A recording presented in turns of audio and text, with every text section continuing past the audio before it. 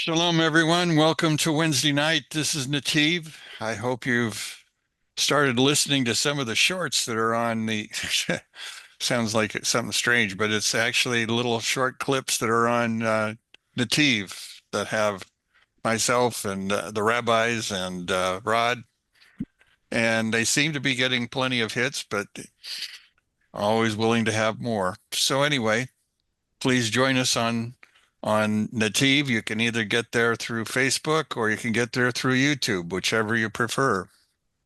But anyway, tonight we're going to look at chapter 8 in the book of Zechariah, and we're going to take a little bit longer than we did last week because there's obviously, well, there's 23 verses and there's obviously more to look at. Now, last week we talked about that God was displeased with his people for several reasons that resulted in, well, the destruction of Solomon's temple and the removing of the people from the land. Now there were many of them, 40,000 of them returned, and those that didn't are now beginning to ask or inquire as to whether they needed to continue fasting because the temple was being rebuilt. And we learned that, well, many of them who didn't come back held out little hope that the return would result in a temple, which it did. But there was this implicit lack of faith in the temple project. Now, with that as a backdrop, it's interesting to know that God was very much involved in Jerusalem and its rebuilding. They were told that if they chose to rectify their deeds and to execute true justice and righteousness, then God's divine presence would occupy its rightful place in the rebuilt temple. Well, as we go through this, we notice that, well, look at verse 2. In verse 2, if you do, I have become vengeful for Zion, a great vengeance. And because of what the enemies of Israel and the surrounding nations did, God was going to have to provide cover for them. Now, God at the same time was providing a respite for them in terms of helping them or keeping them from having to return to that life before the exile. Now, it would take 21 years from the time they returned until the temple was actually rebuilt. 21 years. Now, parts of that reasoning is because of interference from Cyrus said that they could, and then Ahasuerus said that they couldn't. And we continue to watch back and forth. Now, it's also important to mention as we're going through this that even though the temple was rebuilt, 5 things were lacking. The first and most important was the Holy Ark. Second was the holy fire on the altar. Now, the third was also said to be God's divine presence in the temple itself. The spirit of prophecy was no longer functioning because remember, as the tabernacle was the temple was being built, we were reaching the end of the prophets. There were going to be no more. And we also know that there was this lack of a breastplate. But even nevertheless, every Jew entering the second temple experienced some sort of elevation or divine awareness that what was going on. And evidently, according to the book, the Sanhedrin, it's Shabbos, I should say, there were 10 miracles that happened daily. Now, in the tangible sense, the Talmud explains the second temple exceeded the first in both longevity, 10 years longer, and height, because the sanctuary itself was 10 cubits taller than the first one. Now, an Hasidic teaching provides really a deeper understanding. The second temple replaced the first, which was destroyed due to the Jewish people's sins. And it was thus akin to what they called Baal Teshuvah, someone who mends the past by replacing it with a better future. And just like a penitent can reach spiritual levels unattainable for a tzaddik or a righteous person who has never sinned, so the second temple provided spirituality for the more than the first. But in the end, internal strife is going to lead to the destruction of the second temple. Now, the story continues in verse 3. I have returned to Zion, and I will tabernacle, meaning I will dwell in the midst of Jerusalem. Now, the exiles were now returning, but was God already there in the city? Arbanel said that he had returned, and he would remain there as long as they would hearken to his voice. But most of the scholars say that in this story, that won't happen until the end of days. But because of him and the true believers in the one true God, the city will be known again, not yet, but again, as the city of truth. Zephaniah, the prophet, would go on to say, the remnant of Israel will not commit corruption. They will not speak falsehood, and a deceptive tongue will not be found in their mouths. That's from Zephaniah 3:13. Now, at that time, when we will see the temple site, excuse me, where it should be on the holy mountain, and right now they continue to argue over where the temple should actually be sitting on the Temple Mount. Now, Zechariah's prophecies regarding the glory of Jerusalem would be the encouragement needed by those who returned and would rebuild the second temple. Now, many aspects of this prophecy were indeed active for a lengthy period of time. Scholars note that the second temple provided a time of great blessings for those who chose to return to the land. That comes in the 12th verse. But even so, the second temple is going to be destroyed, leading many in the first century, because that's when it actually occurred, the Romans overtook it, began to question the prophecy that Zechariah is saying here. Others, like Akiva, saw its end as the new beginning, as they imagined yet the future temple, the third temple. Now, Zechariah notes, the old men and women shall yet again sit in the streets of Jerusalem. Now, the phrase yet again, od, emphasizes that the future redemption will need to come to pass. Metsudas David, a rabbi and scholar, believed that the old men and women spoken of here sitting in the streets indicated that age will not force them into be homebound. Physical maladies or weaknesses will be a thing of the past. Now, in the days of the Mashiach, people will remain mature and active. Now, that day does not mean that from the beginning of the Messianic age that there will not be a need for physical support, because each will have his own staff to support him. Now, Zechariah goes on to say, or goes on to tell us what he saw when he visited Jerusalem. And the streets of the city shall be full of boys and girls playing in the streets. Now, this is yet future. Zechariah goes there in the spirit. He does not physically go there. He was already there. But the fact that many will be playing in the streets speaks of a very large population. And during its long history, Jerusalem, it's been attacked 52 times, captured, recaptured 44 times, besieged 23 times, and twice it's been destroyed. So we understand that from the beginning, only 40,000 of the Jews that were sent into exile actually came back to Jerusalem and reestablished scattered communities throughout Judah and Benjamin.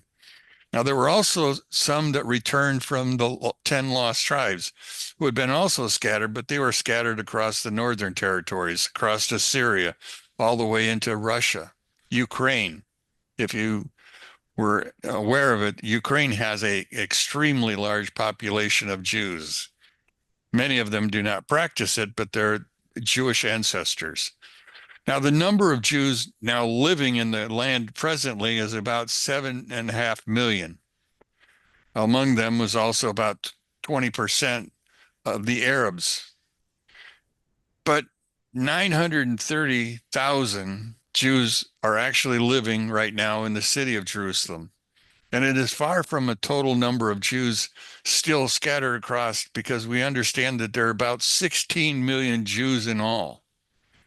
So we need in verse 6, that the great miracles that God will perform in the last days will far surpass anything that the world has ever seen.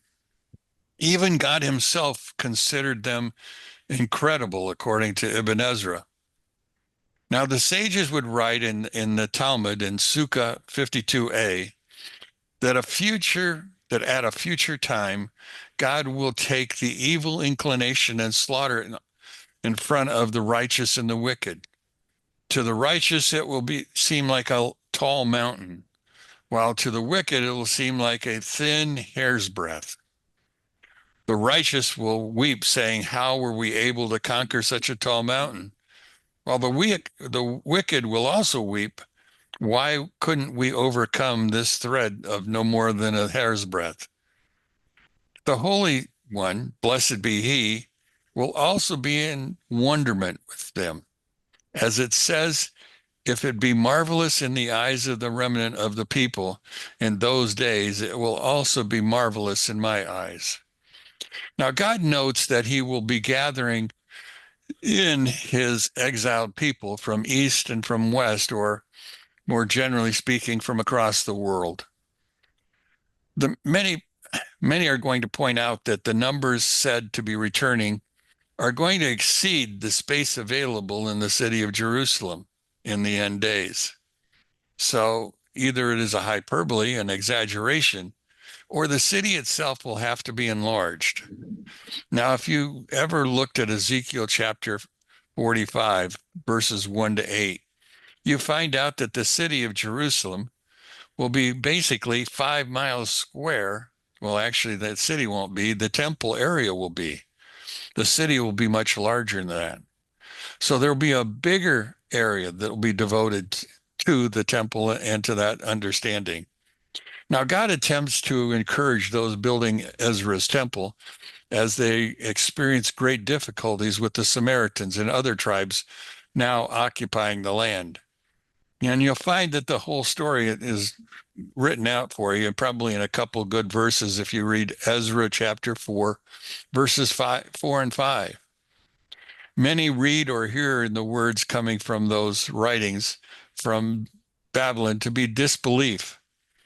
They may have thought that they had no chance of getting the job done, but God wanted them to preserve and to complete the temple, and they were not in to fear those attempts to stop them from doing so. They needed to understand that those prophecies made the day of the temple foundation, the day the temple foundation was laid, to be true. They needed to maintain their resolve in spite of those sitting in Babylon and pontificating on the struggles the Jews were having in the land. It's going to take them a while. They will build the altar, according to Ezra. They will put the foundation wall around where the temple site would be. But they will leave to go and spread out in order to develop their own homes and their farmland. Look at verse 8 or verse 10. Now, those in the first years must have had a horrible time, because it says, "For before those days, people had no earnings, nor were there earnings from animals. Those who traveled back and forth had no peace because of the enemy. And I set everyone, man against neighbor." It was still a lot of problems that were going on even while they were going through the building process. Now, before Darius gave permission to resume the construction, people were unable to even earn enough money to profit from working the land or leasing their animals. And it was as though there was a curse on the land. But as soon as construction began once again, imagine the Rabbi Eliezer in Sanhedrin 98a talks about this whole thing. He believed that this condition would exist again in the future temple.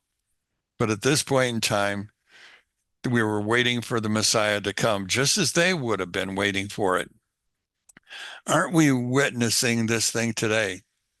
You know, on October 7th, Hamas attacked the neighboring villages to stop what they saw as the attempt to revive temple talk and the presence of the 5 new potential red heifers.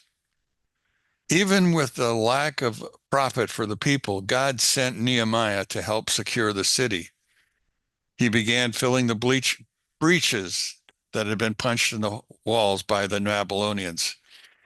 Now, as the walls were being repaired, the temple construction resumed. God began blessing them abundantly, and their sowing was said to have brought peace and blessings to the land.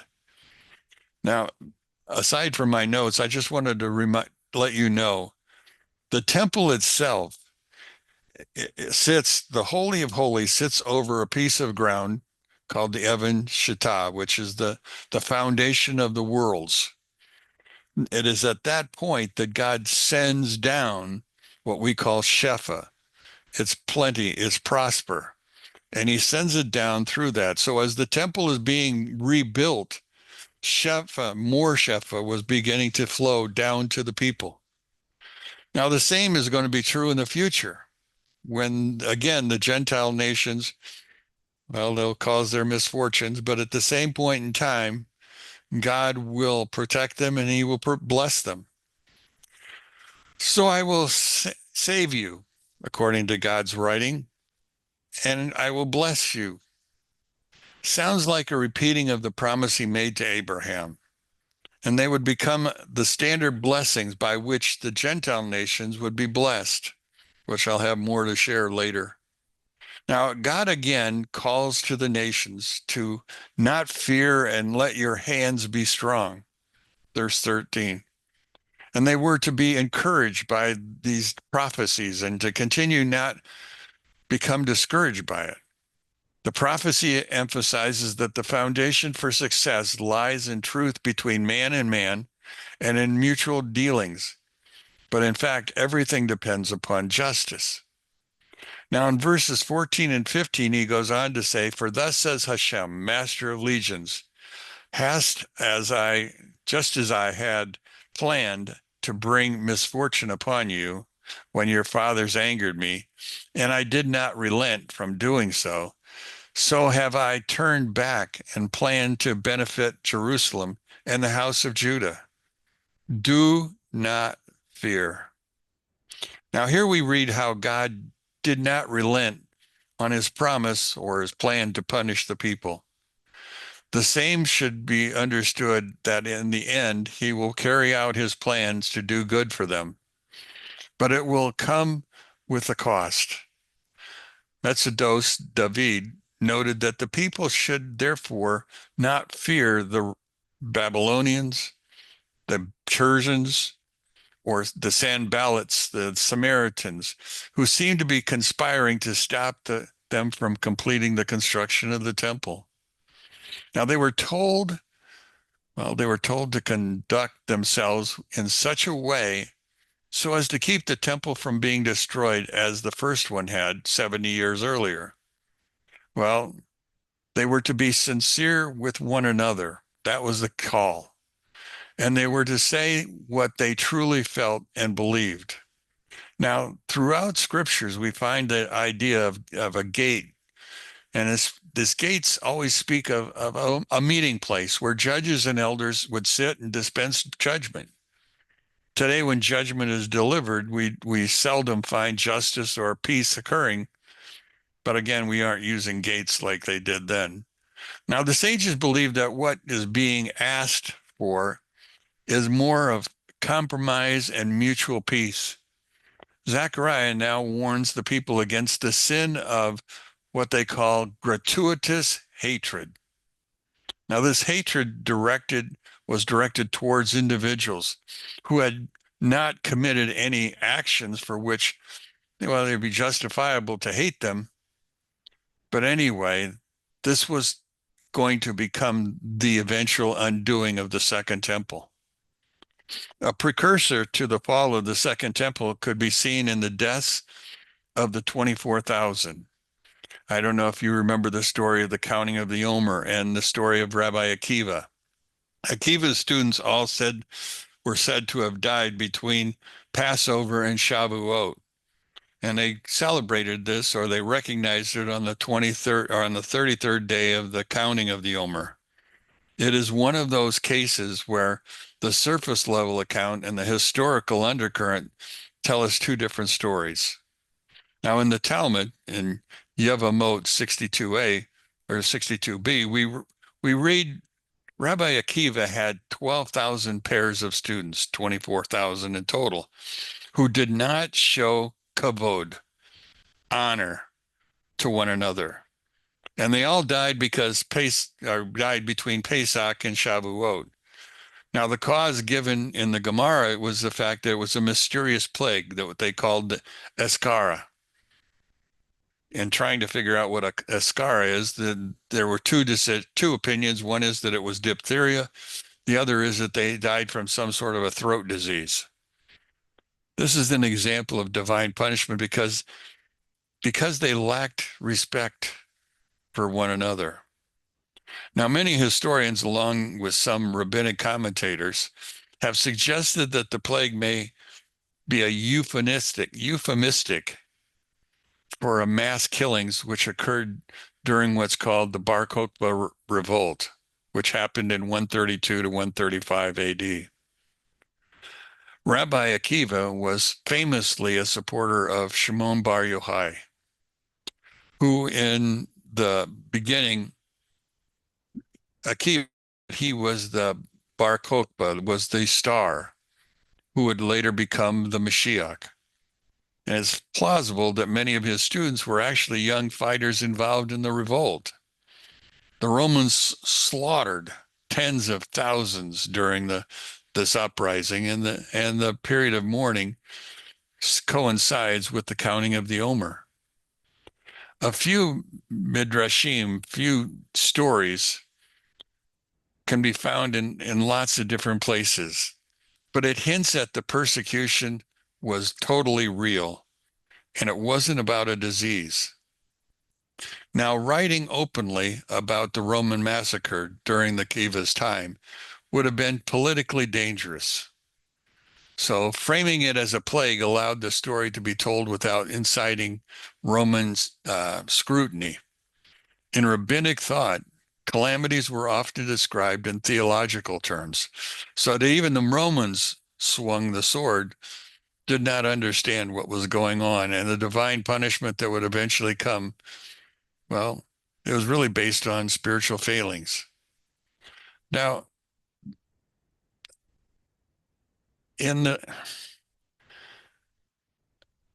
many have looked at the story and created a compromise for the two versions.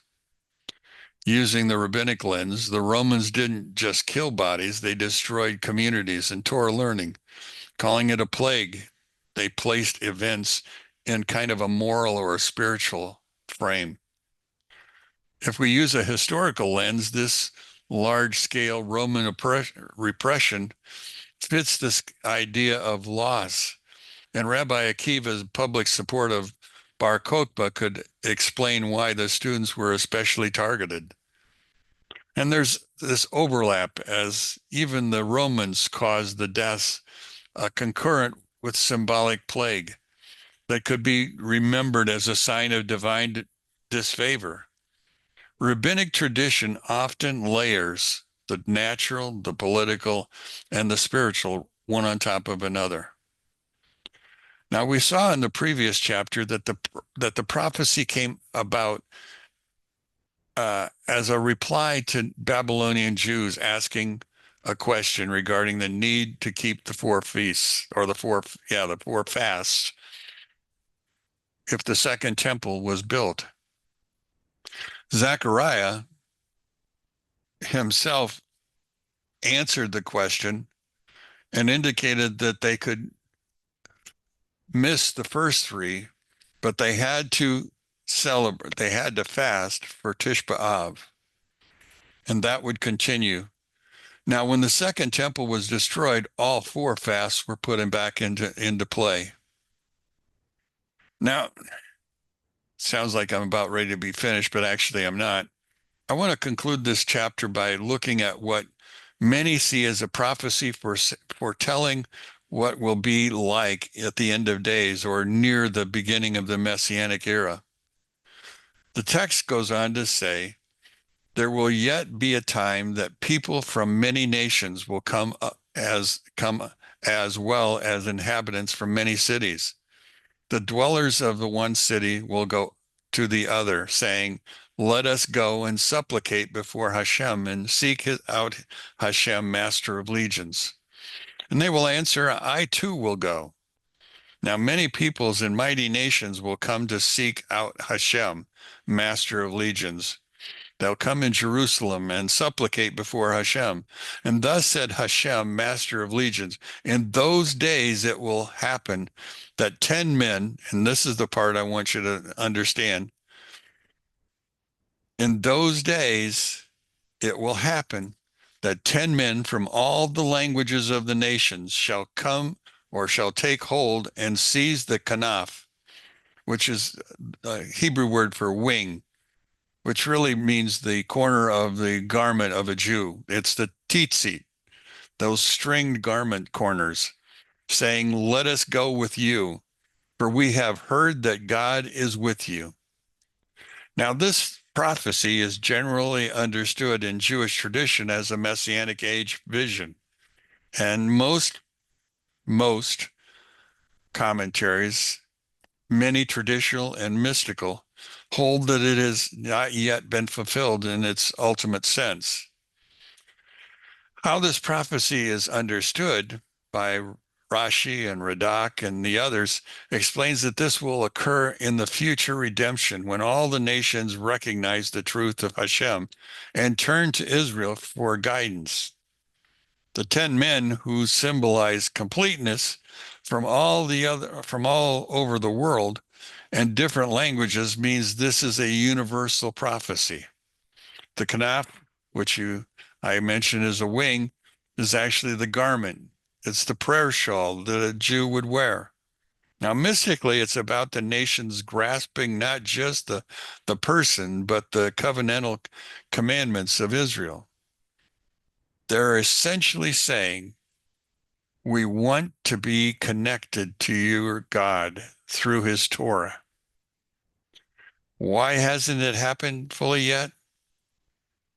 Well, there have been historical moments where non-Jews have turned to the Jewish teachers through conversion, those who remain Gentile but follow the Jewish thinking through the Noahide movement. Zechariah's vision speaks of a worldwide simultaneous turning of the nation in the Messianic era. That goes back to time. What does time mean about the word simultaneously? Now, that level of universal recognition obviously hasn't been met yet. Kabbalistically and mystically, the idea of the 10 men correspond to the 10 Sephirot, representing the full spiritual structure of the nation. Now, the idea of different languages, all 70 root nations of the world, you go back to Genesis chapter 10. Now, in Kabbalah, the number 70 corresponds to the totality of the earth's humanity. Many hold that in the future, this prophecy will essentially say that in the perfected future, all aspects of creation, the 10 Sephirot and the 70 nations, will align themselves under the divine truth as represented by Israel. Now, some modern Jewish thinkers suggest we may be seeing early echoes of this as there is growing interest in Torah and the Hebrew understanding by non-Jews. The Noahide movement, where people from diverse nations have accepted and are now living by the seven laws of Noah. Well, alliances and friendships between Israel and these various nations especially become, well, they're unprecedented. But are these really a foreshadowing rather than a complete fulfillment of this prophecy? Now, before I go on, I want to tell you a little bit about my friend's story. My friend's name is Larry, and this story began on October 13th, 2004. It was then about 1600 years after the destruction of the temple that Larry was asked to be a Rosh, to be a chief spokesman for what was termed by the Sanhedrin as the High Council of Bnei Noach. Now, most of the others I was with, that's Larry was with, were businessmen and higher educated than me. They suggested we form a formal committee and present ourselves to the council seeking approval or a blessing from the rabbis. Now, I said, put up with me, but I usually don't go by invitation. They invited us as individuals, not as a committee. Now, there were actually 15 who were invited, but some couldn't go. So there were 9 of us that actually did go. Well, later there was one more who added himself to the group, so we now had 10 again. Now, at the first official meeting, I resigned my post as being the Rosh, the head, because I don't like to be in charge of a committee. So I didn't continue. I really put myself down. After about 2 weeks of putting myself down, I heard a sweet voice. You did what you were supposed to do. You brought 10 men, just like Zechariah saw, not a committee. Now, people have asked what Larry thinks was the result of what happened. He felt certain that what happened that day met the 70 plus 1 meeting of the understanding of Zechariah chapter 8, verse 26. You see, it happened on the 9th of Tevet. Well, wait a second. What does that got to do with anything? I need you to understand that not all recognize the validity of the developing Sanhedrin back then. Also, not all the Jews believed that the state of Israel should even exist. But the 9th of Tevet is a very interesting date. Now, the Torah doesn't give us a calendar date for Noah's death, only that he lived 950 years, which was Genesis 9:29. However, later Jewish tradition does try to assign specific death dates to major biblical figures. And that's probably where you have heard the number, the 9th of Tevet, connected. You see, here's the breakdown. Midrashic and mystical traditions sometimes tie the 9th of Tevet with the death of several figures. Among them is Noah. Now, this isn't, well,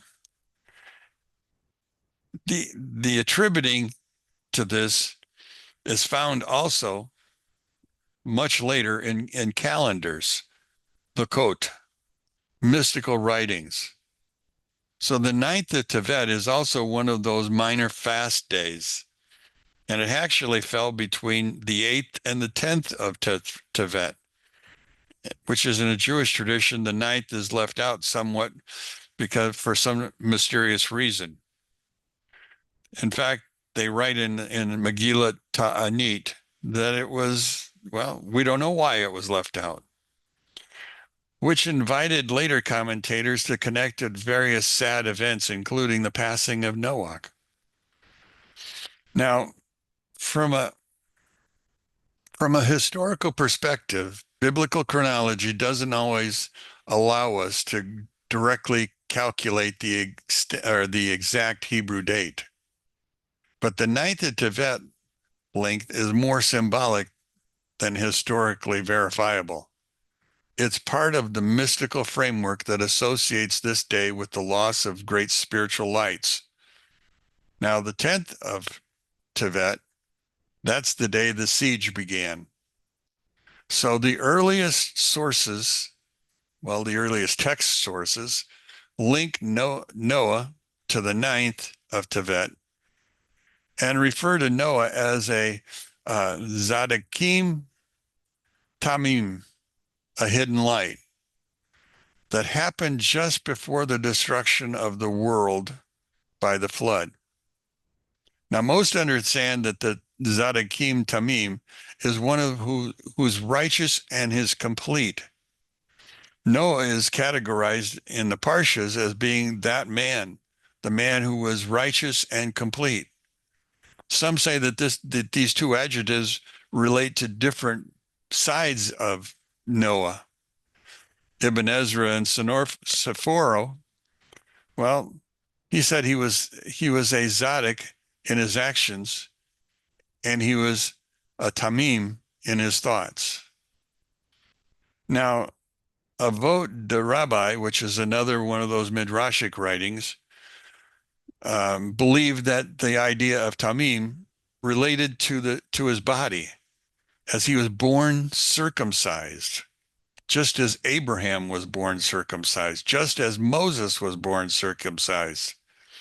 So he was complete without the need to being fixed.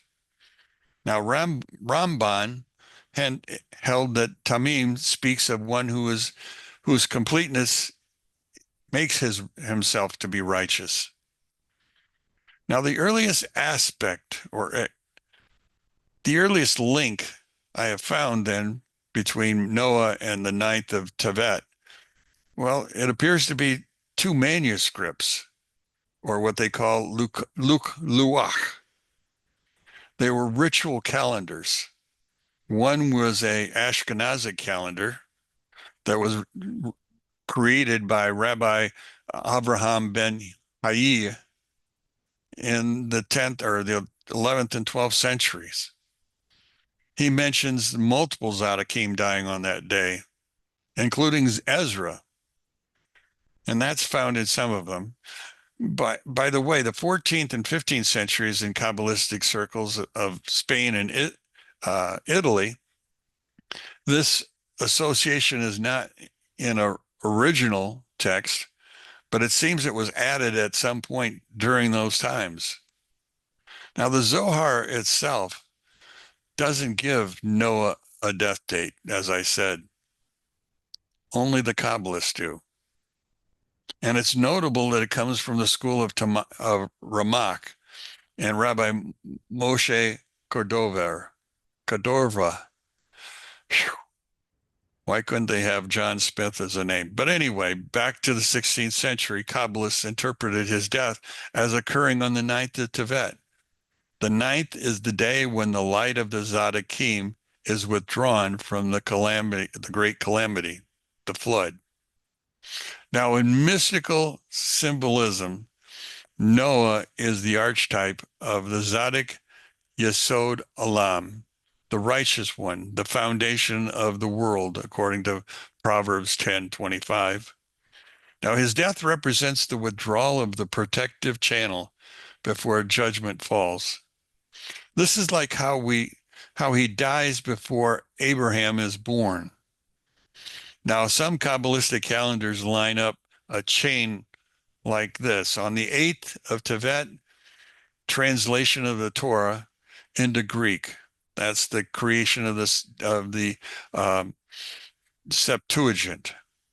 On the 9th, the loss of the Zadoks, Ezra, Noah, and on the 10th, the physical siege of the city of Jerusalem. Now, the choice of Noah is symbolic. After all, his name means rest or comfort.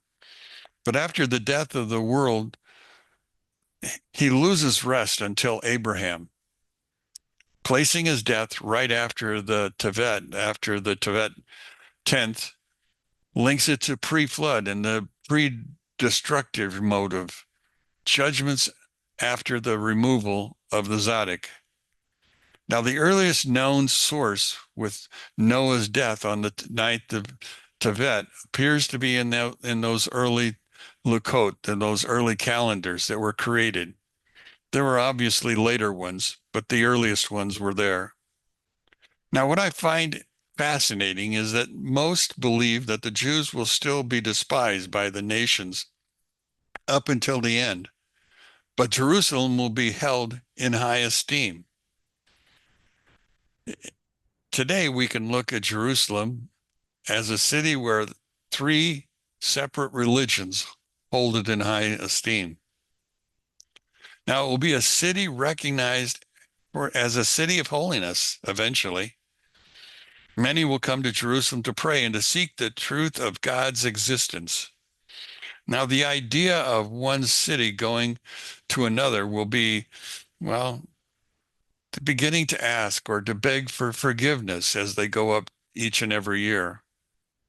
Now, in the beginning, we should see that it is one city to another, but eventually it'll be the multitudes of people who will go up. For the nations, it will be the time of Sukkot, those 7-day feasts that are at the end of the season. Malbim noticed that ultimately during the Messianic era, the Gentile nations will not go to Jerusalem to seek for the true faith, but will go directly to the Jewish nation. For they will all realize that the true faith is only with Israel. Now, in my sanctified imagination, I believe that this is what has already begun to happen. I believe that it started on October 1st, when 10 men began to gather together to go up. That's what Larry was talking about when he went with 9 others. And when they left there, they were blessed and referred to as B'nai Noach, sons of Noah.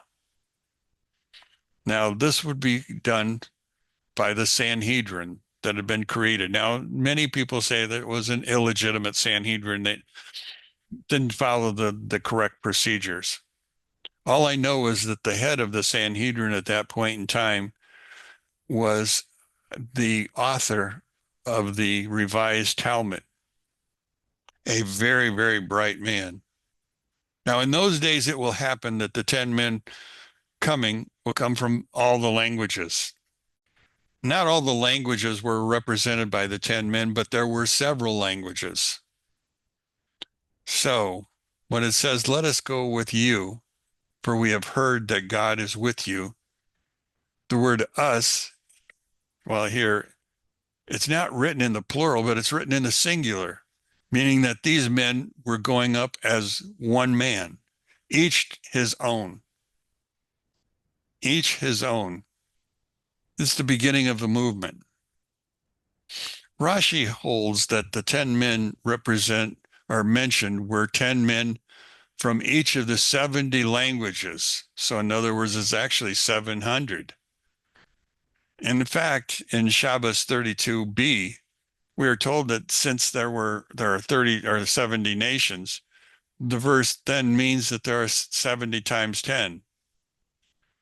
Each one grabbing the hold of a corner of a garment, the tzitzit. Now remember, the tzitzit are little string knots, and those knots equal 613. 613, the laws, meaning that these men would touch the 4 corners of this man's garment. It's impossible for 2,800 or whatever number, 700, to even hold on to one man's garment.